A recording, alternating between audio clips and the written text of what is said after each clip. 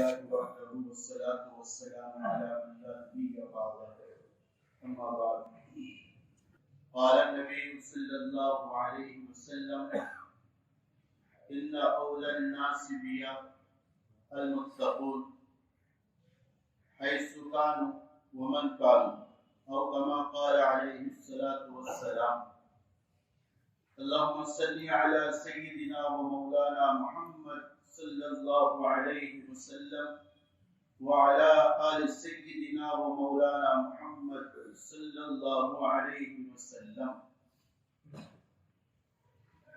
میرے محترم بزرگ دوستو، اللہ تعالیٰ نے ہمیں اپنا محبوب عطا فرمایا ہے جسے محمد مصطفیٰ صلی اللہ علیہ وسلم کہا جاتا ہے. ہم ان کی سیرت اور ان کی حیات طیبہ سنتے ہیں اور سمجھتے ہیں، عمل بھی کرتے ہیں. اسی طرح بندے کے دل میں خیال آیا کہ جس کی سیرت کو ہم جس کے ذریعے فالو کرتے ہیں اور جس شریعت کے مسائل کو ہم جس کے طریقے پر اپناتے ہیں اسے بھی ہم تھوڑا سماعت کرتے ہیں. میری مراد اس سے یہ ہے ہم جس کے مقلد ہیں اور جسے ہم مسائل میں ترجیح دیتے ہیں وہ حضرت امام اعظم ابو حنیفہ نعمان بن ثابت بن سوتا بن مرزبان الفارسی الکوفی البصری التمیمی کی ذات مبارک ہے. ان کی حیات طیبہ میں ہمارے لیے بہت کچھ حل موجود ہے. حالات حاصلہ کا، ہماری زندگیوں کے مسائل کا، زندگی کیسے گزارے، یہ تمام باتیں حضرت کی حیات میں. اور کیوں نہ یہ حضرت علی کی دعا ہے. اور اس سے پہلے آپ کو ایک عجیب بات سناؤ. علامہ سیوطی نے لکھا ہے، قرآن کی آیت ہے، اعوذ باللہ من الشیطان الرجیم وَإِن تَتَوَلَّوْا يَسْتَبْدِلْ قَوْمًا غَيْرَكُمْ ثُمَّ لَا يَكُونُوا أَمْثَالَكُمْ. اس آیت کا مطلب یہ ہے کہ اللہ کہہ رہے اگر تم نہیں مانو گے ہم ایک ایسی قوم لائیں گے جو اللہ کی اور اس کے رسول کی اچھی طرح مانیں گی. اس آیت کریمہ کو ہمارے نبی نے صحابہ کے سامنے سنایا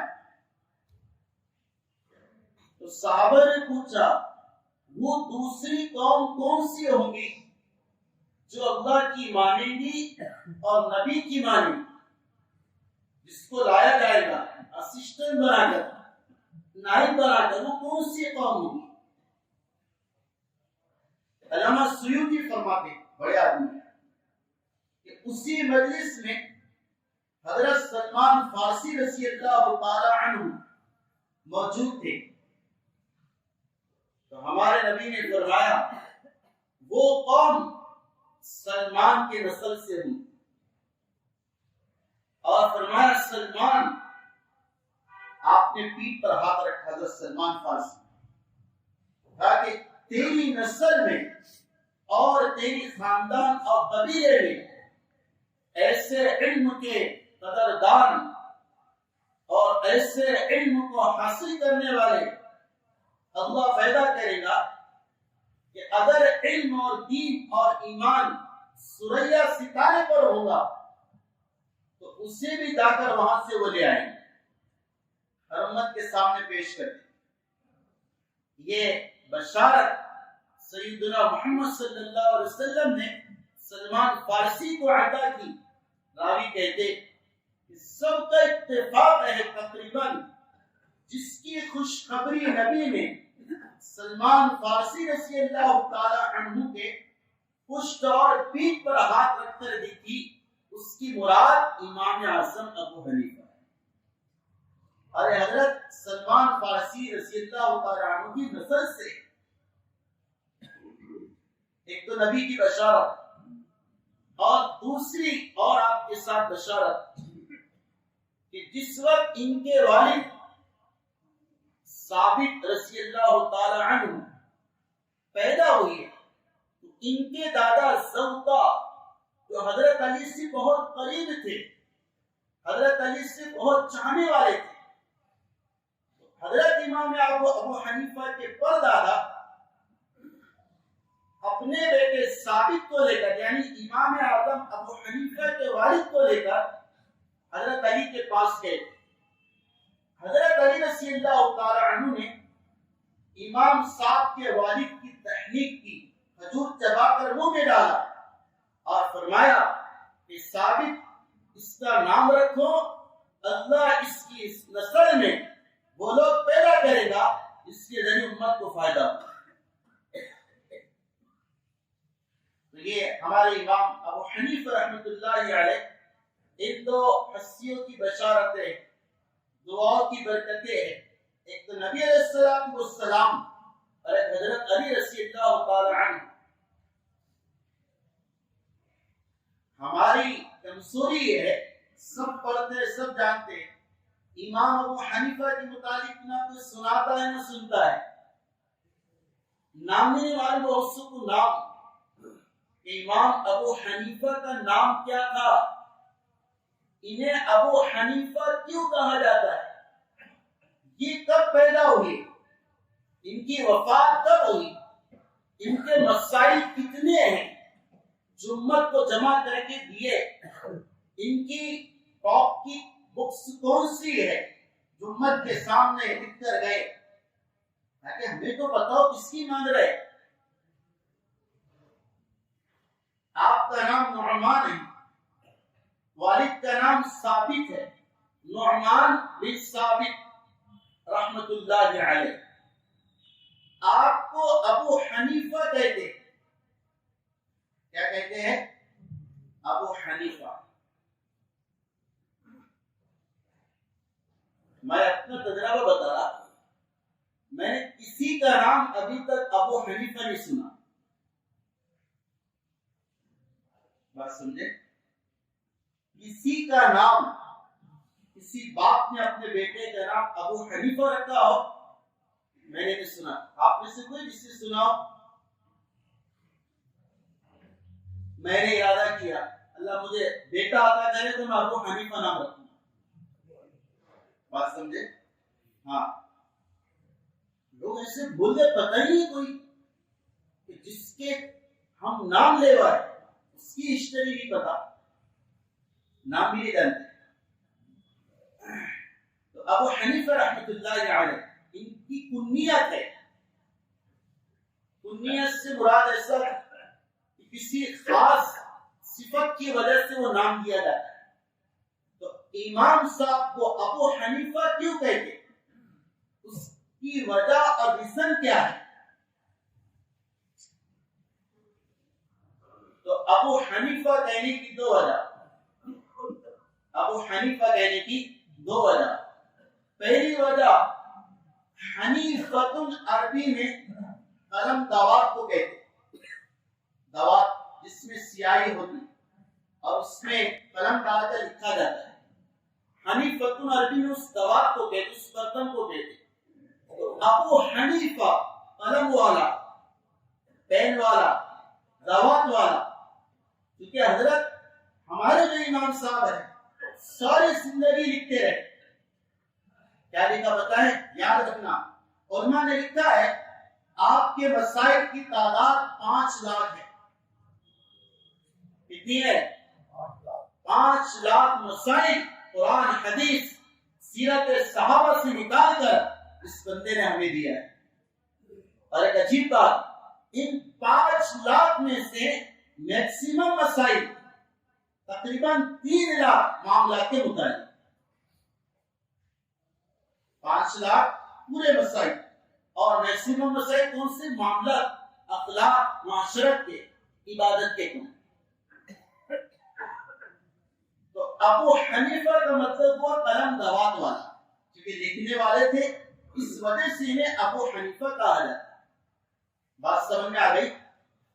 دوسری وجہ، دوسرا ریزن کیا ہے ابو حنیفہ کہنے کا، وہ اچھی طرح آپ کے سمجھ میں آئے.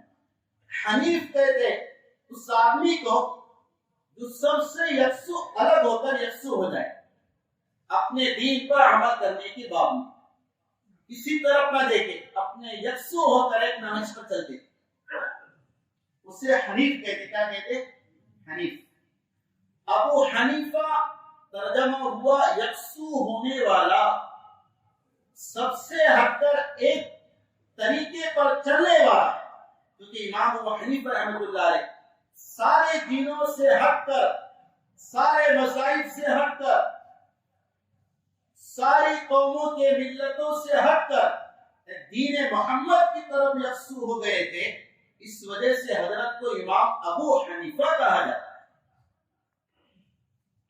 آئی وجہ سمجھ میں؟ یہ دو وجہ ہے.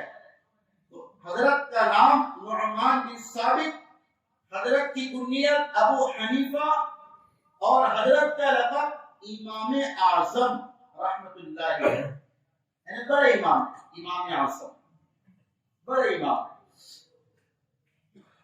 حضرت کی پیدائش کوفہ میں ہوئی سن ہجری 50 میں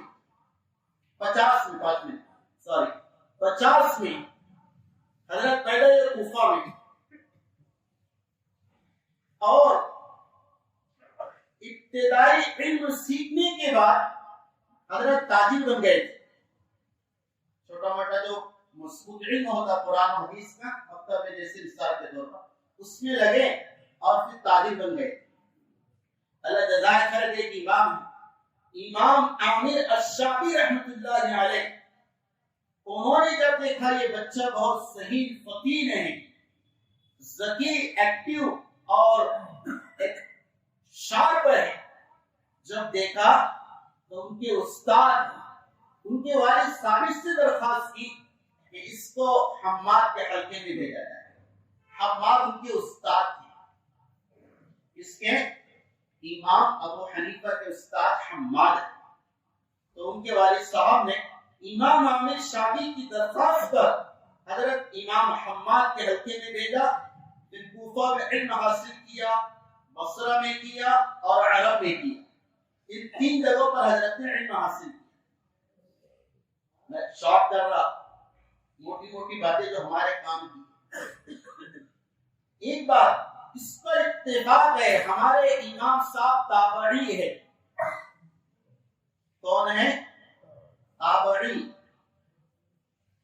لوگ اس میں تھوڑا سا اشکال کرتے ہیں، لیکن صحیح بات ہے. تابعی اسے کہتے جس نے صحابی کو ایمان کی حالت میں دیکھا ہو، ملاقات کی.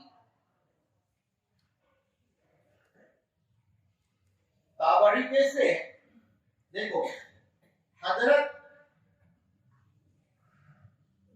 جب پیدا ہوئے، میں نے سن 50 کا، وہ بھی شاید 85 ہے. حضرت پیدا ہوئے 80 میں، 80 ہجری کے اندر، اور وفات 150 میں.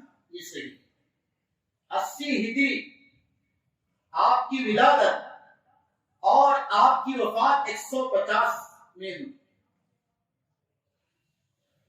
اور اس بات پر اتفاق ہے سب سے آخری صحابی کا انتقال کب ہوا؟ 110 میں. اس میں کون سے صحابی ہیں جو سب سے آخر میں گئے؟ یاد رکھنا، سب سے آخری صحابی جس کا انتقال اس دنیا میں سب سے لاسٹ ہوا، وہ حضرت ابو طفیل عامر بن واصلہ الدوسی رضی اللہ تعالی. حضرت ابو طفیل مکہ میں انتقال. ایک روایت کے مطابق 110 ہجری. بات سمجھ آ گئی؟ اور حضرت کی پیدائش کب ہے؟ 80 میں. پتہ چلا کہ 30 سال تھے ان کے پاس پیدائش سے 110 تک، جس میں انہوں نے صحابی سے یقیناً ملاقات کی. بلکہ علامہ سیوطی نے لکھا ہے 5 صحابہ سے ملاقات کی حضرت امام اعظم ابو حنیفہ، حضرت انس، حضرت سہل، رضی اللہ تعالی عنہ، حضرت عبداللہ بن ابی اوفا، حضرت عبداللہ الزبیدی رضی اللہ تعالی عنہ، اور پانچویں حضرت ابو طفیل رضی اللہ تعالی عنہ۔ ان پانچ سے آپ کی ملاقات ہے اور آپ نے اس سے حدیثیں بھی لی۔ تو یہ آپ کی پیدائش ہے، آپ کی پیدائش 80 میں، وفات 150 میں، اس سے صحابی کی ملاقات ثابت ہے۔ اس لیے آپ سند نقل کرتے ہیں، حضرت نے جو علم حاصل کیا عبداللہ بن مسعود کے طریقے کا، حضرت امام ابو حنیفہ نے علم حاصل کیا امام حماد سے، انہوں نے علم حاصل کیا ابراہیم النخعی سے، انہوں نے علم حاصل کیا القمہ رضی اللہ تعالیٰ عنہ سے، انہوں نے علم حاصل کیا حضرت عبداللہ بن مسعود رضی اللہ تعالیٰ عنہ سے، اور انہوں نے علم حاصل کیا محمد مصطفیٰ صلی اللہ علیہ وسلم سے۔ یہ ہماری سند ہے، ڈائریکٹ اللہ کے نبی علیہ السلام تک پہنچتی۔ سمجھے؟ اللہ نے بہت کچھ انہیں عطا کیا، تقوی یہ تھا، اور ان کی ذہانت، فطانت اور دین کی سمجھ۔ اللہ یزید بن ہارون رحمۃ اللہ علیہ فرماتے ہیں کہ امام ابو حنیفہ کے جیسا اس زمانے کی عورتوں نے کوئی متقی نہیں جنا، ایسے متقی۔ مشہور واقعہ ہے، کوفہ جس بستی میں رہا کرتے تھے، ایک بکری چوری ہو گئی، چرا کر کسی نے لے کر چلے گیا۔ اب اس بات کا امکان تھا وہ چوری کی بکری کوئی لے، کوئی اچھی وغیرہ، اور کاٹ کر ذبح کر کے فروخت کر دے، یہ ہو سکتا تھا، ڈاؤٹ تھا۔ اس لیے تجربہ کار سے پوچھا بکری کتنے سال زندہ رہتی ہے؟ کہا کہ 7 سال۔ تو وہ شبہ کی بکری پیٹ میں نہ جائے، اس وجہ سے 7 سال تک بکری کا گوشت کھانا چھوڑ دیا۔ 7 سال۔ ایک مرتبہ سفر کر رہے تھے دریا میں، کشتی میں، اس میں ایک آدمی تھا جس کی کمائی مشتبہ تھی، درست نہیں تھی۔ وہ مچھلی کھا رہا تھا، اس نے مچھلی کھایا، وہ دلیل مچھلی تھی، آدھی کھایا اور آدھی مچھلی دریا میں ڈال دیا، بچی۔ حضرت نے دیکھا کہ اس نے اپنی آدھی مچھلی دریا میں ڈالا اور اس دریا کی مچھلیوں نے اس تلی ہوئی مچھلی کو کھا لیا، تو فرمایا زندگی بھر اس دریا اور اس ندی کی مچھلی کھانا چھوڑ دی۔ تو یہ ایسا نہ ہو کہ وہ مچھلیاں جو تالاب اور دریا میں تھی اس بری مچھلی کو کھا لے اور وہی مچھلی میرے پیٹ میں چلے جائے۔ ایسے متقی تھے اللہ، نبی تو امام اعظم ابو حنیفہ کے۔ علماء نے لکھا ہے، عجیب ان کے واقعہ ہے، امام صاحب کی کرامت ہے، ایک رکعت میں پورا قرآن بیت اللہ شریف میں پڑھا، ایک رکعت۔ 40 سال تک عشاء کے رکوع سے فجر کی نماز پڑھی، 40 سال تک۔ اللہ، اس صحابہ نے تابعی ہے، کہتے صحابہ تو مدد کی، تابعی بھی ہے، ان کے ساتھ بھی اللہ کی مدد ہے۔ ان کے باب میں آتا ہے 99 بار اللہ کی خواب میں زیارت، 99 بار خواب میں اللہ کی زیارت۔ پھر جب 99 ہو گئے تو سوچا اگر 100ویں بار اللہ کی خواب میں زیارت ہو تو اللہ سے سوال کروں گا میں کون سی دعا پڑھوں کہ تو مجھے قیامت کے دن اپنے غصے سے بچائے گا۔ اللہ بہت علماء نے ان کے زندگی کے قرآن کریم کے ختم کی تعداد کو جمع کیا کہ امام صاحب نے ساری زندگی میں کتنے قرآن پڑھے، تو لکھا ہے مورخین نے، سیرت نعمان میں، امام صاحب نے پوری زندگی میں 7,000 قرآن مجید پڑھے. کتنے پڑھے؟ 7,000 تلاوت. باقی تراویح کے وہ الگ ہے، تراویح کے چھوڑ. وہ تراویح کا معمول تھا، ایک قرآن ایک تراویح میں پڑھا کرتے. رمضان میں 60 قرآن ختم کیے گئے.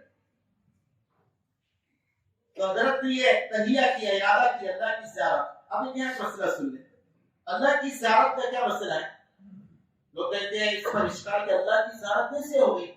تاکہ ہمارا عقیدہ ہے دنیا میں کوئی اللہ کو نہیں دیکھ سکتا ہے، یہ آنکھ اللہ کو نہیں دیکھ سکتی.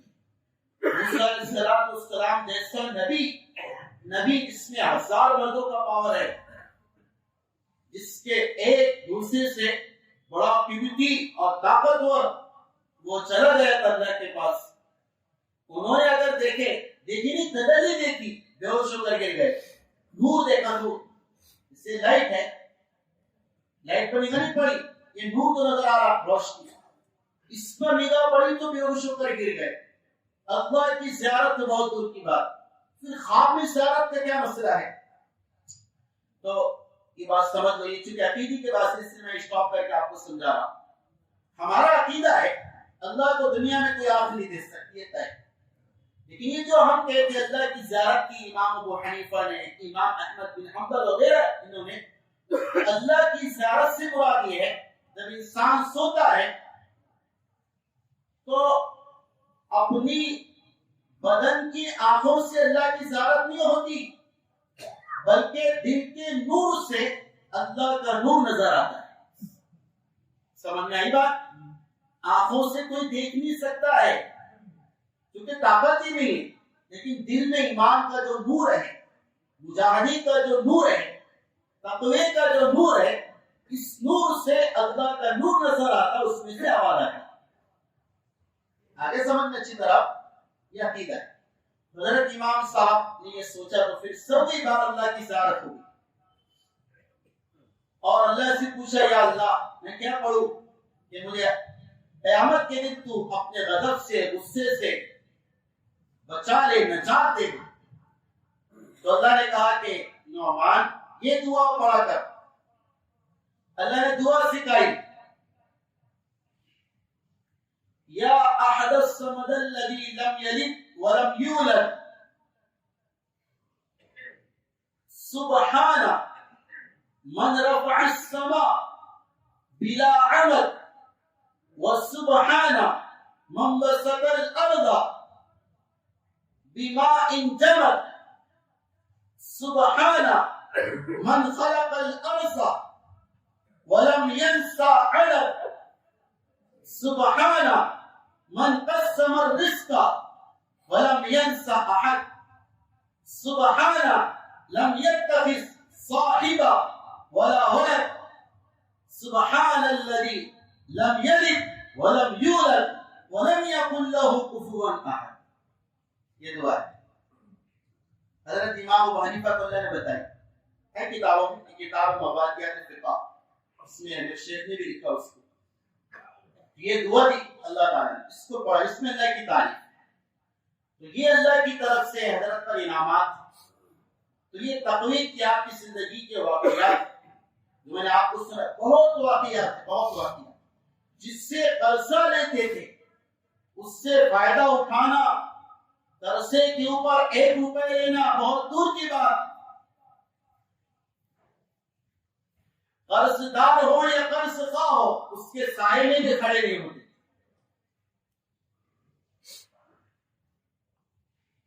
اور ایک مرتبہ جا رہے تھے،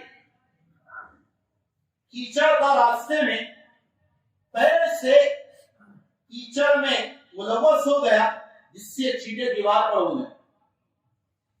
سمجھے؟ دیوار پر اڑ گئے تو اب کیا ہوگا؟ دیوار ملوث ہو گئی، کیچڑ اڑ گیا. اب اسے صاف کر کے تو اس کا کلر وغیرہ پینٹ وہ نکلے گا، دیوار میں بے کا تصرف ہوگا. اس لیے پریشان ہو گئے. اسی وقت وہیں کھڑے رہے، مالک کے مکان کو بلایا، کہا کہ دیکھ مجھ سے تیرے گھر میں تیری اجازت کے بغیر ایسا تصرف ہو گیا، تو مجھے معاف کر دے ورنہ جو چاہے مجھے سزا دے. وہ مجوسی تھا، اس نے دیکھا یہ امام ابو حنیفہ یہ ایسا ہے، تو یہ جس کو مانتا محمد صلی اللہ علیہ وسلم کو کیسے، وہی کلمہ پڑھ لیا۔ اس لیے میرے محترم بزرگوں دوستو، یہ زندگی اپنانے کی ہے، میں سے سنانا صرف اشتری کے لیے، عمل کے لیے ہم جس کو مانتے اس کی بھی ہم زندگی میں لائیں۔ ان کے شاگردوں کا حال ایسا ہے، امام ابو یوسف رحمۃ اللہ علیہ بہت بڑے امام ہیں، بچپن میں یتیم ہو گئے، ماں نے کام کے لیے بھیجا، لیکن وہ کام کے جانے کے بجائے امام صاحب کی مجلس میں چلے جایا کرتے۔ ماں کو غصہ آیا اور کہا کہ گھر میں کھانے کو نہیں اور تو اسے یہاں پڑھاتا ہے۔ تو امام صاحب نے کہا تو مائی میں دیکھ رہا تیرا یہ بیٹا بادشاہ کے دسترخوان پر فیروزے کے برتن میں، فیروزہ ایک موتی آتا ہے، فیروزہ ایک پتھر آتا ہے، اس کے برتن میں پستے کے تیل میں بنا ہوا فالودہ کھانا ہے۔ ماں نے سنا تو یہ کہا بڑے میاں تمہارا دماغ خراب ہو گیا، گھر میں کھانے کو نہیں، یتیم بچہ غریب، کپڑے نہیں پہننے کو، بادشاہ کے دربار میں کھانا، سمجھ نہیں آیا۔ پھر ہوا یہ، ایک آخری بات سن لو، ہوا یہ محنت کے امام صاحب کے ساتھ لگے رہے، استاد کو چنتے رہے، اپنے بڑوں سے لگے رہے، تو ایک دور آیا کہ ہارون رشید کا زمانہ تھا، اس نے اپنی بیوی سے غصے میں کہہ دیا تھا کہ اگر تو نے آج کی رات میری سلطنت میں گزاری تو تجھے 3 طلاق۔ یہ مسئلہ پیش آیا بغداد میں، اور پھر بڑا پریشان ہو گیا، ساروں نے کہہ دیا کہ اب رات حسین کی طلاق واقع ہوگی، اب وہ ملک سے نکل تو نہیں سکتی نا، چونکہ بڑا ملک ہے، فلائٹ وغیرہ تھوڑی تھی، گھوڑوں سے سفر ہوتا تھا۔ ہارون رشید نے کہا امام ابو حنیفہ کا کوئی شاگرد ہے مجلس میں؟ ابسی نے کہا کہ ہے یعقوب، ان کا نام یعقوب تھا، ابو یوسف رحمۃ اللہ علیہ، ان کو بلایا جائے، ان کو بلایا گیا۔ جب یہ آ رہے تھے، ان کی جو گلی تھی، یہ بات سن لو مجھے یاد آ گئی، ایک گلی میں یہودی کا مکان تھا، وہ آگے تھا، جو راستہ تھا راستے سے آگے تھا، ناجائز قبضہ۔ آج تو یہ ایسی چیز ہو گئی، مسلمان اس کو گناہ نہیں سمجھ رہے، جو جیسا چاہا آگے لے جا۔ اللہ کی قسم گناہ کبیرہ ہے، سرکار کی زمین ہو یا وہ راستہ ہو، رفاع عام ہے، سب کا اس پر حق ہے، تم اس پر پرسنل قبضہ نہیں کر سکتے، ناجائز ہے۔ ہمارے نبی نے فرمایا ایک بالش اگر کوئی زمین پر ناجائز قبضہ کر لے، 7 زمینوں تک توپ بنا کے گلے میں ڈالا جائے گا۔ تو یہودی کی دیوار بال آگے تھی، کہا کہ اس کو تھوڑا پیچھے لے، لوگوں کو تکلیف ہوتی۔ اس نے دیکھا کہ غریب کہہ رہا، کہا کہ دیکھ یعقوب اور یوسف، اگر تو بادشاہ کے پالکی میں بیٹھ کر آ کر مجھے کہے کہ یہ پیچھے لے لے، میں پیچھے لے لوں۔ اس نے کہا کہ یہ بادشاہ کے پالکی میں کہاں بیٹھے گا؟ یہ مسئلہ بتانے محل میں گئے، یہ مسئلہ سنا تو امام ابو یوسف نے بردست سے کہا کہ ہارون رشید کی بیوی سے کہو مسجد میں رات گزار، اور کہا وَأَنَّ الْمَسَاجِدَ لِلَّهِ، مساجد اللہ کے ہیں، کسی پر اس کی جائیداد نہیں، نہ ہارون رشید کی ہے نہ اس کے اس بادشاہ کی ہے۔ یہ جب جواب سنا سارے شستر حیران رہ گئے، پسند کیا، آگے لاؤ، دسترخوان بچھایا اور پستے کے تیل کا فالودہ بنایا اور فیروزے کی برتن میں پلایا اور اپنے ہاتھ سے پیش کیا، 1 لاکھ درہم پیش کی ان کی والدہ کے پاس ہدیہ بھیجا اور کہا کہ اس نے میرا مسئلہ حل کیا۔ بادشاہ کی پالکی بلایا، اس نے امام ابو یوسف کو بٹھایا اور گھر پہ روانہ کیا۔ یہ پالکی جب یہودی کے گھر کے سامنے پہنچی تو کہا کہ رک جاؤ، رکھا، کہا کہ دیکھ تو نے کہا تھا بادشاہ کے پالکی میں آ کر کہے گا تو وال پیچھے لے لوں گا، میں آ چکا ہوں، اب تیری وال پیچھے دے۔ یہ امام ابو یوسف ہے، شاگرد کا یہ حال ہے تو استاد کا کیا حال ہوگا؟ اللہ تعالیٰ ان کی سیرت پر عمل کی توفیق عطا فرمائے۔ کچھ اور حالات ہیں آئندہ آپ کے سامنے آئیں گے، آپ کو وقت دیا، معذرت خواہ ہوں، ہمارے